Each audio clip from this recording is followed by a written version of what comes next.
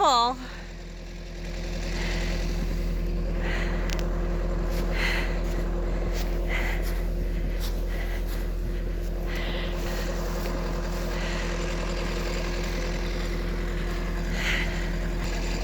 Come here, sweetheart. Do you want me to let you in? Come here.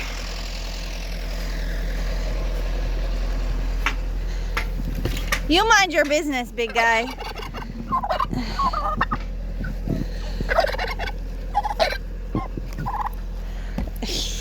He's pissed. Nobody else is out. Everybody else is in the coop. They're like, oh, hell no. There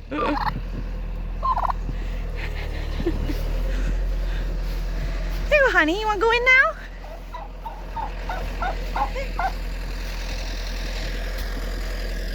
You got a big snowball on your tail. Go on. You keep going.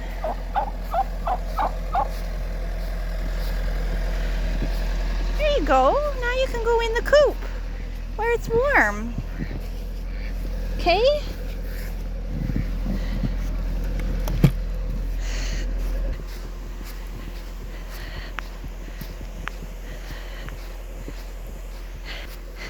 We were not expecting this. We knew it was going to snow, but we were thinking that kind of snow that settles on the ground for 30 seconds and then melts right away. This is like a foot. This is like a foot of snow out here that we got in just today. It was a little bit yesterday, just a sprinkling, but this is quite something. Look at my flowers.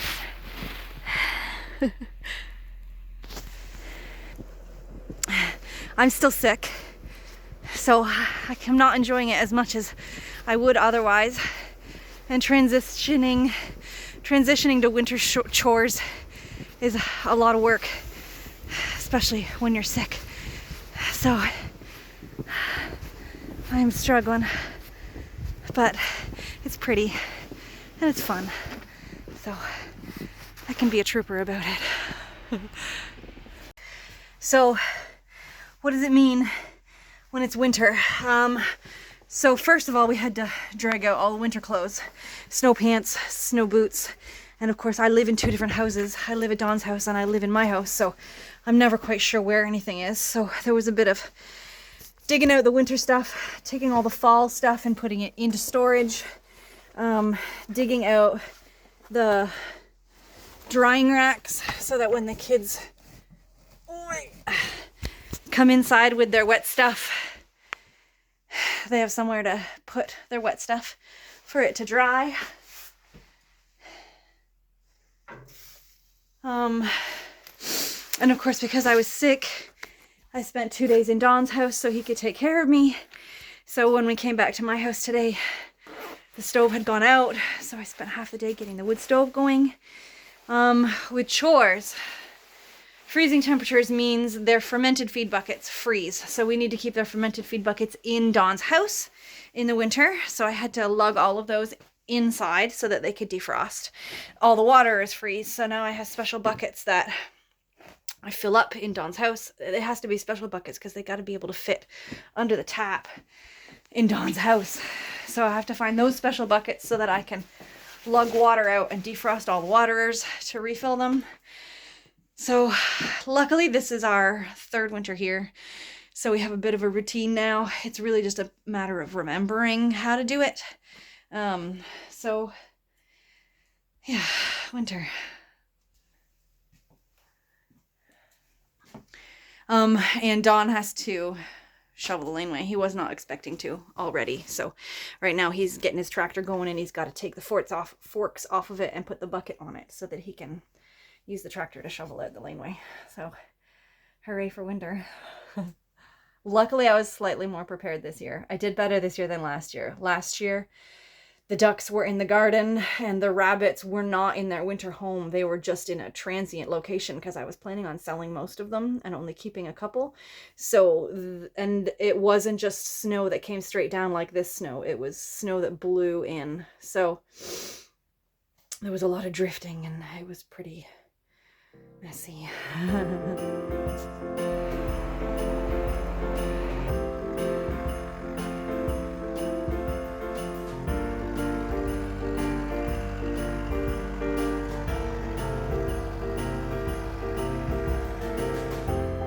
You guys have zero interest in this, eh? Should I close the door? All right, don't attack me, you jerk. Snow is not my fault.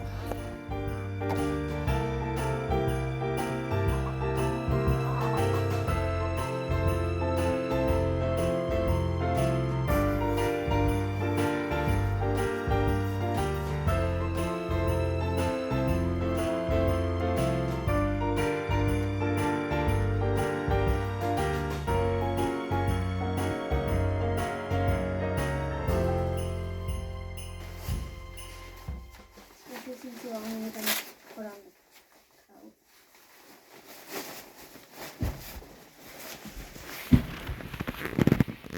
Finally, the first one around.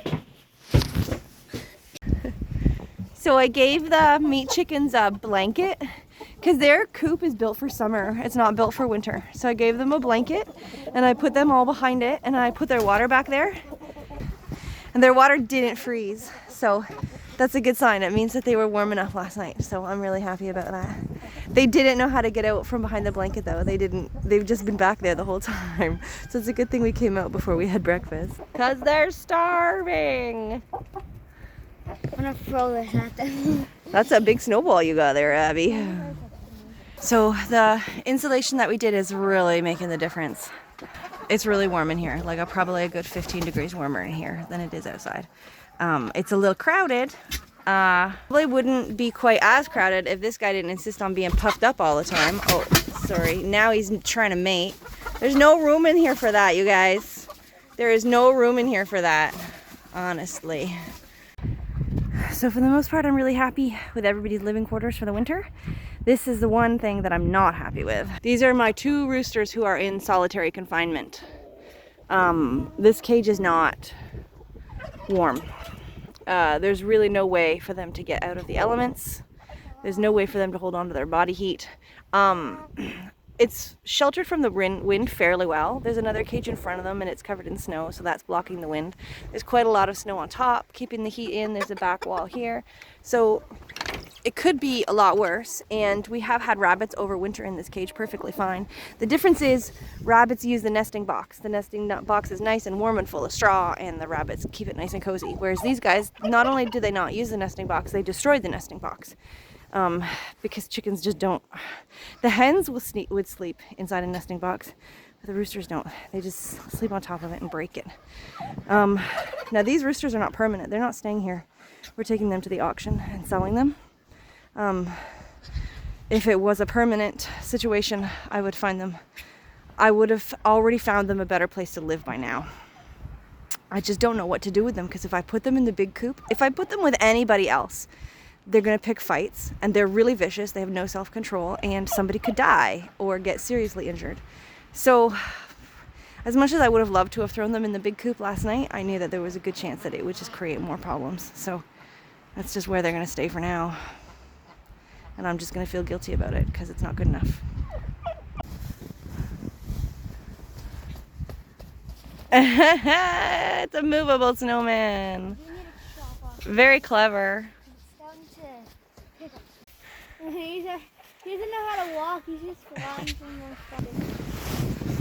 That guy over there, he doesn't know how to walk. So he's just like flying. I meant to film us doing chores this morning, but I'm tired. Oh my God, I'm so out of breath. Working in the snow is just so much harder. You're wearing so many more clothes, and the snow is so heavy. And then you're lugging water, and everything's frozen, and I didn't get any sleep last night because I'm sick, so sorry. Maybe you'll get some pretty footage later in the season when I'm in better shape.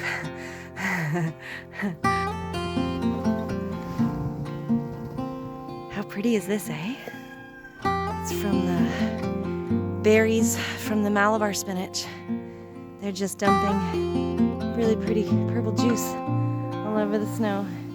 Purple snow. That's fun.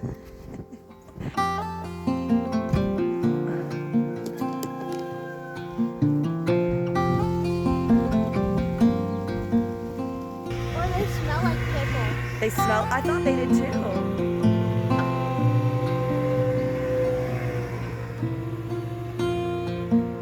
I didn't try. Actually, I did try taking a bite out of one. I didn't think it tasted good. And now my gloves smell like pickles because I was using like squeeze it out of you. The first one I tried, just started like trying. Didn't really squeeze that well. I just got it.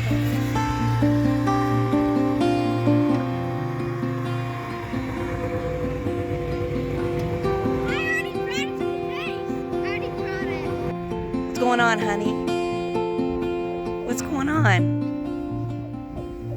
Are you going in or out? Where are you going? Do you want me to take you back?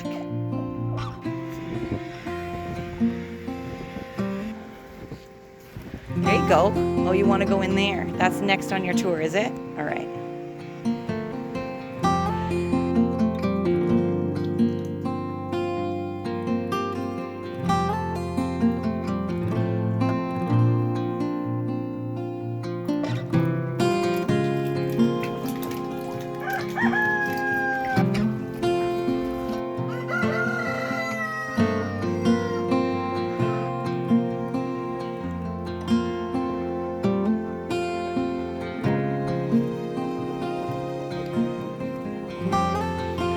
You should have. Look at it. It's a disaster. What?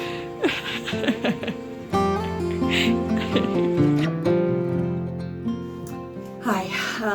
Okay. So I filmed most of that on Monday and Tuesday. And then Tuesday afternoon, I lost my voice.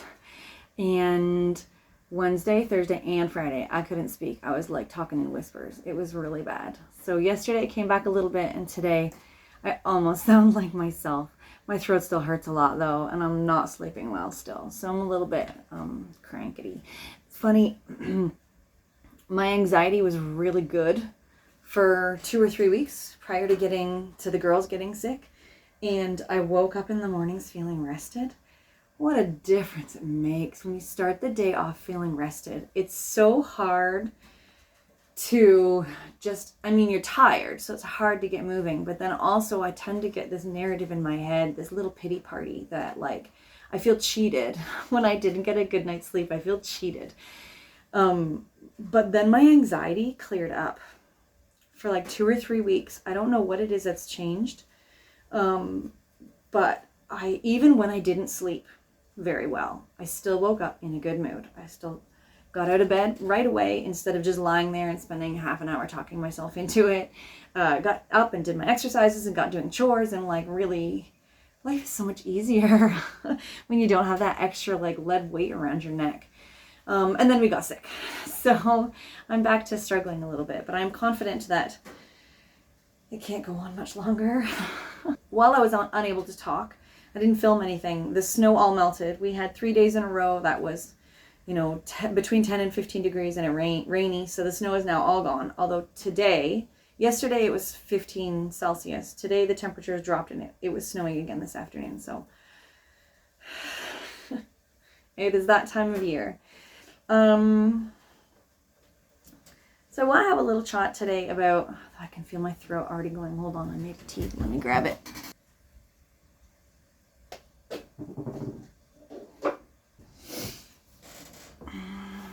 My fly problem has improved well enough that I was able to take down the fly tapes, but I still don't trust things on the counter without a cover on them.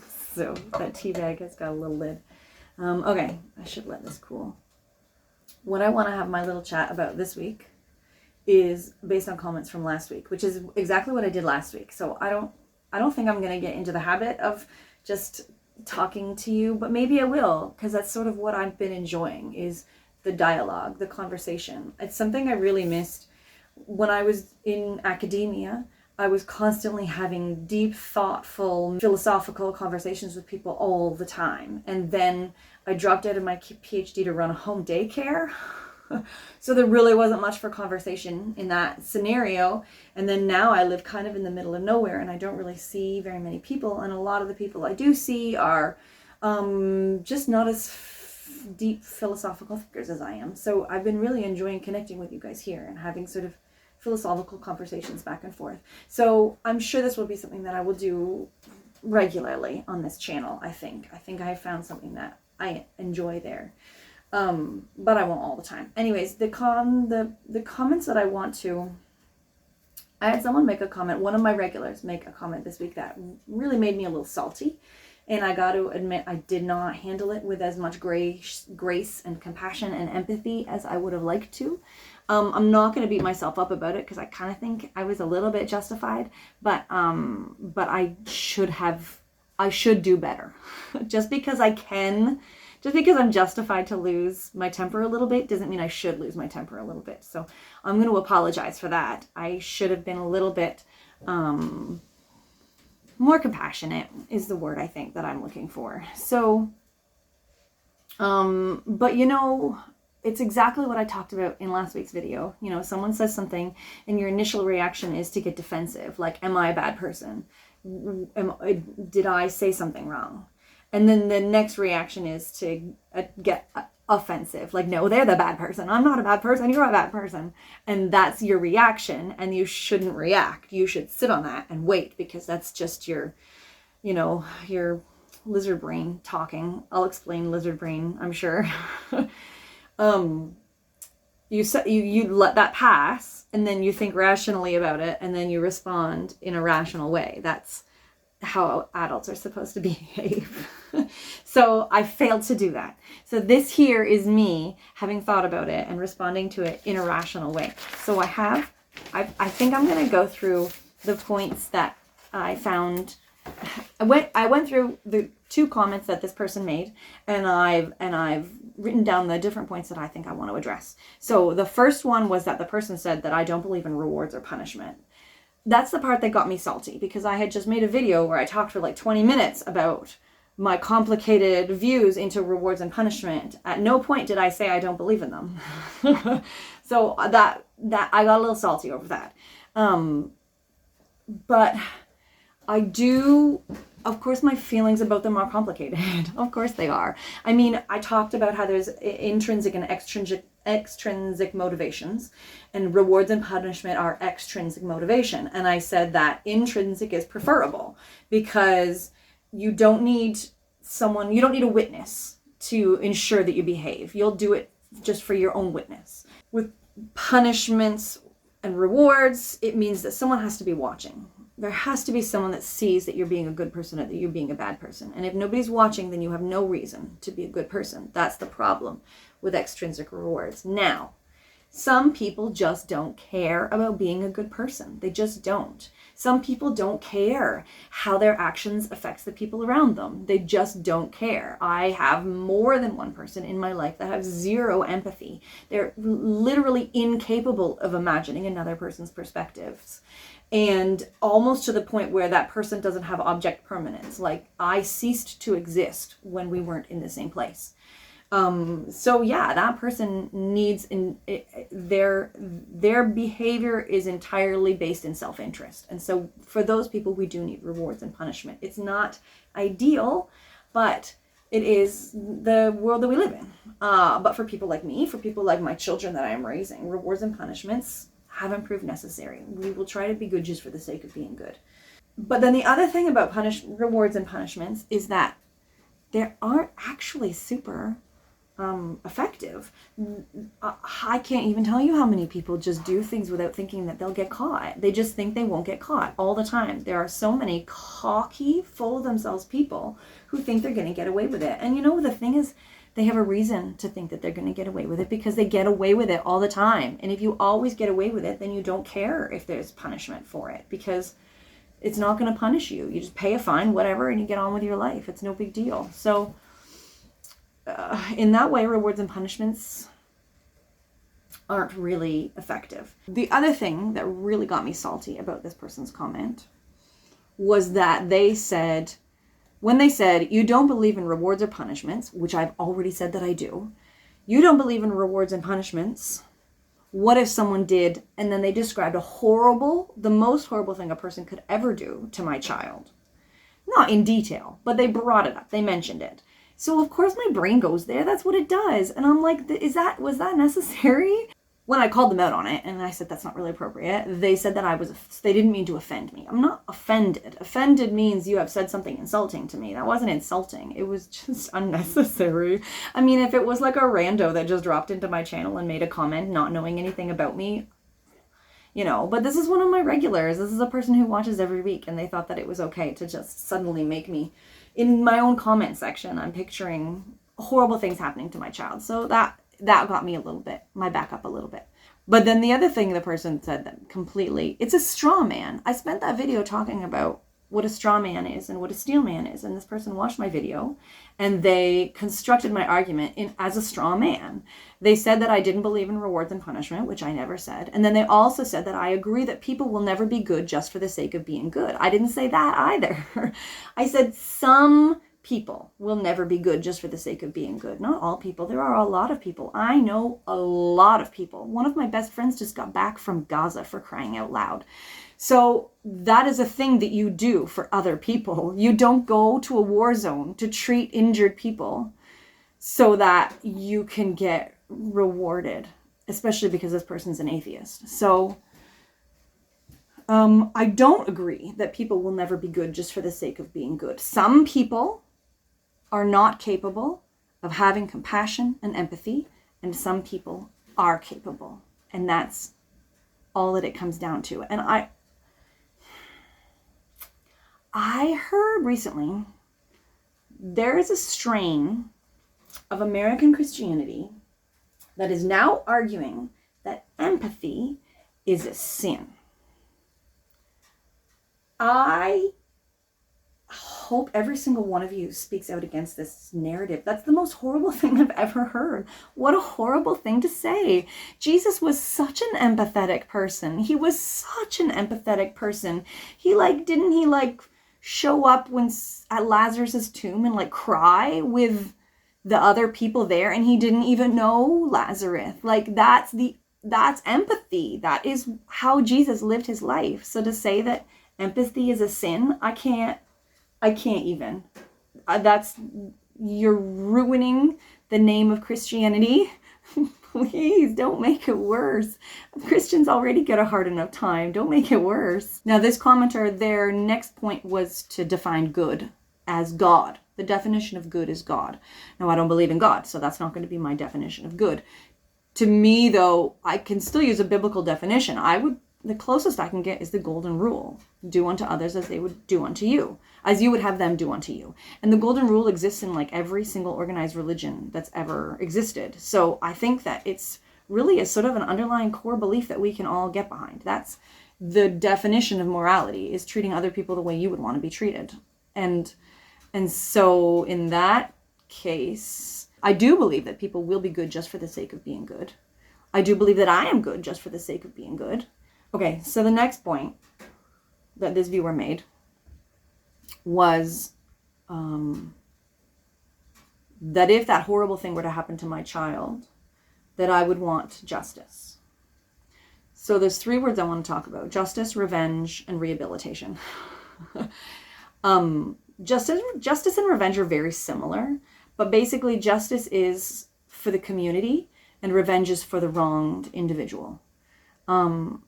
And so we talk about justice as being a good thing, and revenge is a little bit more iffy depending on the person.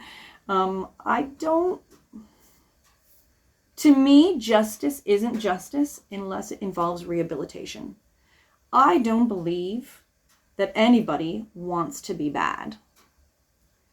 But because we are really good at doing backflips in our heads to trick ourselves into believing all sorts of things that don't necessarily have to be true, some people become criminals. The person needs help. People need help. For some people it is easier to be good. For other people it is very hard to be good. They have usually been given a really crappy deal. Maybe it's bad genetics. Maybe it's a bad childhood. Maybe it's a difficult living situation. All of those things combined, that they have been able to get themselves into a place where they believe that doing bad things was the right thing to do. And I think that it would be possible to help everyone to be a good person if we had the resources, the knowledge, and the will. And I don't think we have any of those things. So that is what I would hope for whoever it is that did whatever thing they did to my children in this hypothetical. I would hope that they would get justice that involves rehabilitation so that they can live their best life. Because I don't think they want to be a horrible person. And then also, punishment. A lot of the times people in prison just get worse. They make criminal connections and they do more criminal things. So if prisons could be more about rehabilitation and less about punishment, I think the world would be a better place. And this viewer says, it is rare to find someone who doesn't want justice over such a scenario. When you find someone who could let that go, they are usually deeply religious. Again, I disagree. I'm sorry, I disagree. That's just anecdotal. I disagree. The next point, this is an interesting one that's got me really thinking. Most people only ever do what is in their own best interests. And I'm thinking about this, and I don't want it to be true, but I think in probably 90% of a caveat. This viewer said a mother taking care of her children doesn't count. The taking care of their children is in their own best interest. I can see some narratives where that's true. I also would challenge it because I have sacrificed a lot for my kids and I want some credit for that. I don't think you can call me selfish for the amount that I have sacrificed for my kids. So, having said that, set aside mothers and their children. This person says, most people only ever do what is in their best interest. I think a huge part of the battle that we have within ourselves is an argument between we call it the lizard brain. So this back here, I don't remember what it's called. This part of your brain is the oldest part of like the stem of your brain. This part of the brain back here has been around since we were little four-legged creatures. This part of the brain here is what makes us human. This part is what nobody else has. Even the great apes don't have anything near to what we have up here. This is our rational, logical brain. It's just a baby. This part of the brain's only been here for like 100,000 years or something. So when there's an argument between this part of the brain and this part of the brain, this one usually wins. And this one is the one that's concerned with keeping this body alive. This one is the one that's concerned with being a good person. Keeping this body alive tends to win because it's older and it's wiser. So when it comes to a question of, here's a great example. In another conversation with another one of my regulars, when I talked about the Elon Musk thing, this person said that they believe that if the government didn't tax, that's not what they said. They said that since the government is taxing their income so greatly, they do not donate to charities as much as they would like to. And I suspect that their complaint was that they don't agree with where the money goes. When the government chooses, they want to be able to choose themselves. I suppose that's a fair enough bet. I kind of agree with that in some cases too. If the government did not take taxes from people, how many people would give their income to charities?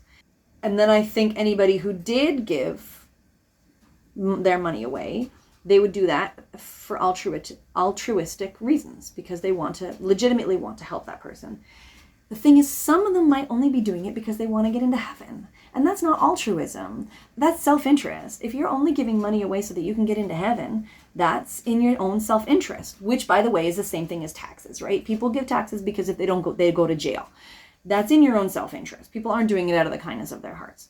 So the question is, do people ever do anything out of the kindness of their hearts? And I think that this is, again, a question of this part of the brain here is saying, I need that money. I need that money to make sure that I always have a roof over my head and always have a food on my plate. So do I believe that most people only ever do what is in their best interest? Kind of, yeah, unfortunately, I do. I wish it wasn't true, but it is possible for this part of the brain to overrule this part. I'm not saying it doesn't happen. Absolutely it does happen. People do. I do kind things with the hope that no one finds out that I've done it. I want it to stay a secret so that I know for myself that I've done it just for kindness and not for rewards, which in itself is a reward because then I love myself more because I've just done something that I highly value. So even that is in my self-interest. So I don't know. You could go on forever in this example.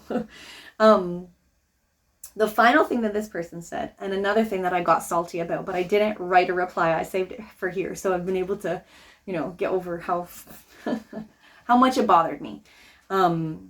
This person said, you have to do what is right for you, is a selfish thing, and that it's something that I have said.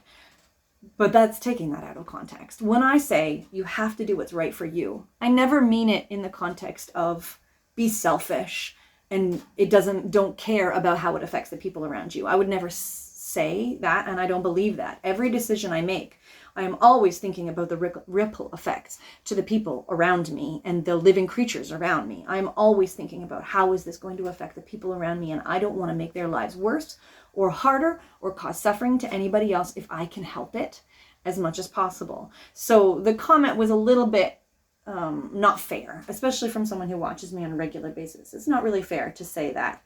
When I'm saying you have to do what's right for you, what I'm saying is be a selfish jerk. That's not what I'm saying. When I say you have to do what's right for you, it's exclusively in the context of everybody is telling you to do this, but only you can know your family, and only you can know your morals, and only you can know your values, and only you are going to be the one living with the consequences. So you have to do what is right for you. Don't just do what people tell you to do. Don't just do what everybody else does. Do what you know in your heart is the right thing.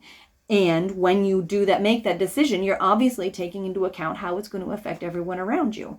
But not because if they're trying to control you and trying to force you to do things their way, then yeah, you can piss them off all you want to. If someone's trying to control you, that's the boundary right there.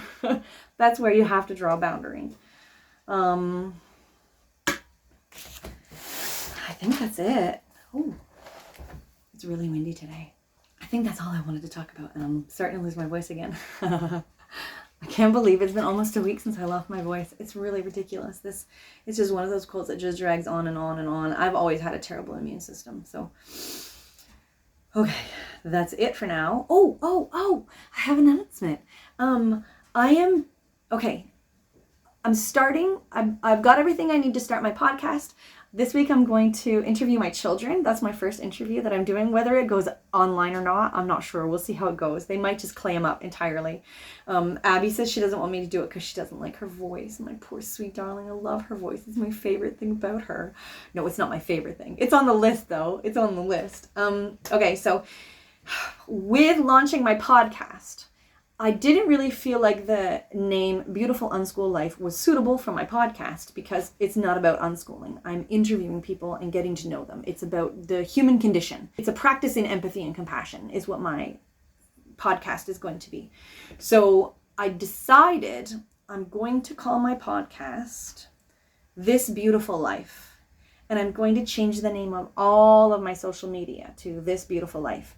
I'm going to start working on it as soon as this video is uploaded so that hopefully all of it can happen sort of around the same time. But you know how social media is, it's a nightmare. And trying to fix things and change things can just make you crazy. So that's going forward. My YouTube channel is going to be called, and all my social media. So I'm on Facebook and Instagram and TikTok and Threads. I'm really going for it. I'm trying to find my audience because I know that my videos are good. It's just, nobody watches them. The algorithm doesn't like me. I'm just not as controversial as the algorithm wants you to be. So I'm on all of those things, and right now it's Beautiful Unschool Life, and it's, as of next week, hopefully it will be This Beautiful Life. So thank you so much for everyone for joining me, for hanging out. To the viewer whose comments I was engaging with today, I love that you're here. I value you. I'm so glad that you share your opinions with me and your views with me. I don't want you in any way to think that I don't respect and value you. It was a really good jumping off point for a good conversation. And I apologize for being a little bit more abrasive than I would like to be. Thank you very much, everyone. Thank you for joining me. I'll see you next time.